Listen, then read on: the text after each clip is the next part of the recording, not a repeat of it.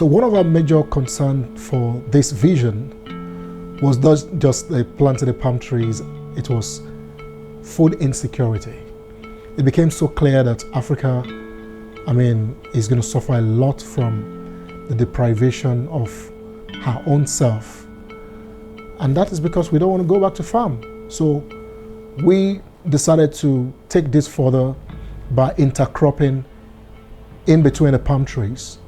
And we launched right in Ekpe, where we have the phase 1, 2, 3 of the oil palm plantation, the Eko Yams project. And today we have done that project in series 1 to 4, meaning we've been able to sustain the Eko Yams project for 4 years. And right here at the Eko Yam 4.0, we've done 1.0, 2.0, 3.0. We have delivered well over 2-3 million tubers of yams here in Lagos State, not in Niger, not in Kebbi. Niger, Kebbi doing awesome, but here in Lagos State, we're able to grow our own yams and make sure that the cost of yam is reduced for our people. And that's the essence of the Eko Yams project. And in simplicity, we recognize that the space in between the yams could take a lot of yam plantation. And we saw it clearly that one of the problems we have in Lagos is high inflation of food. And it's simple. Lagos consumes over 300 million tubers of yam. And that's aside tomatoes, that's aside cow, that's aside various other crops. But for yams alone, over 300 million tubers of yam every year. And not even 0.001% is cultivated in the state. And yet we have arable land lying fallow. So we decided to take this up as a challenge within the palm plantation. And we partnered with IITA, the International Institute for Tropical Agriculture. We had an MOU with IITA. We shared our vision to cultivate over 1 million tubers of yam in our Ekpe plantation. And then yes, IITA gave us a very good listening and we rolled out the project. They supplied the seedlings, and so we cultivated very quality seedlings.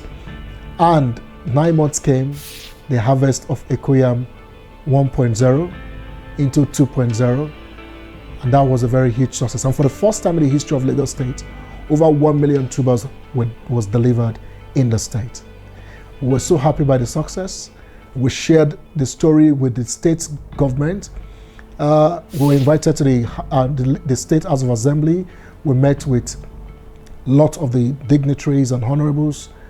And then also came our lovely Commissioner for Agriculture, who took it upon herself to also visit the Eko Yams project site.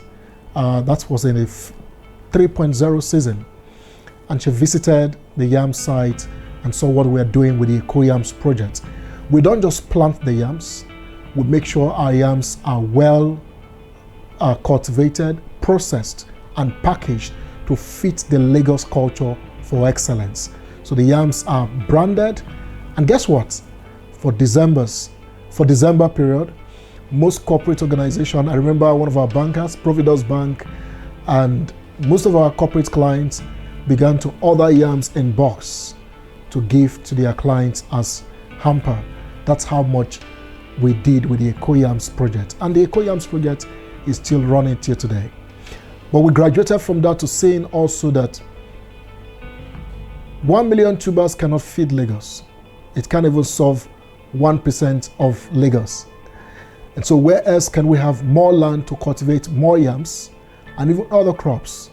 So we decided to approach the Federal University of Agriculture, Abeokuta, and very, very grateful to the Vice Chancellor of the university, a man who is very practical and have the Nigerians' food insecurity challenge to his heart.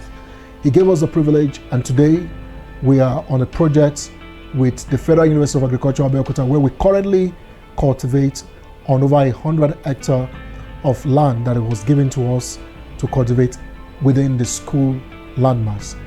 It will be good for you to know that the school has over 10,000 hectares of land that can be cultivated, and that can mean a lot to Ogun State, to Lagos State, and most especially the Southwest and even Nigeria as a whole.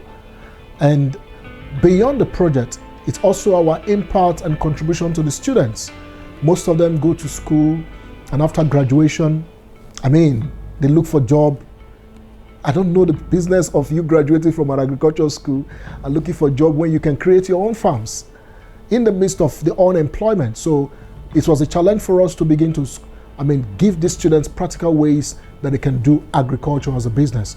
So we had a program in the school called SAP, Smart Agripreneurship Project.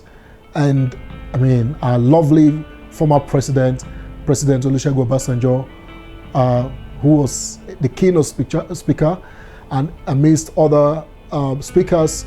Also, the Ogun State government was nobly represented by the Commissioner for Agric and a lot more dignitaries that came for the project. And today, the project is live in the school.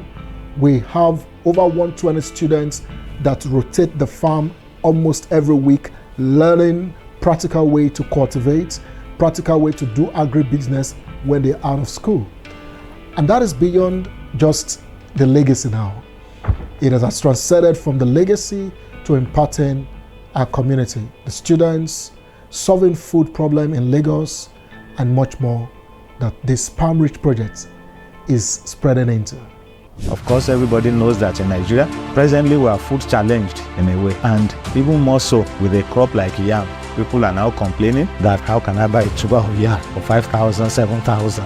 And so as a university, we thought of doing something with regards to this.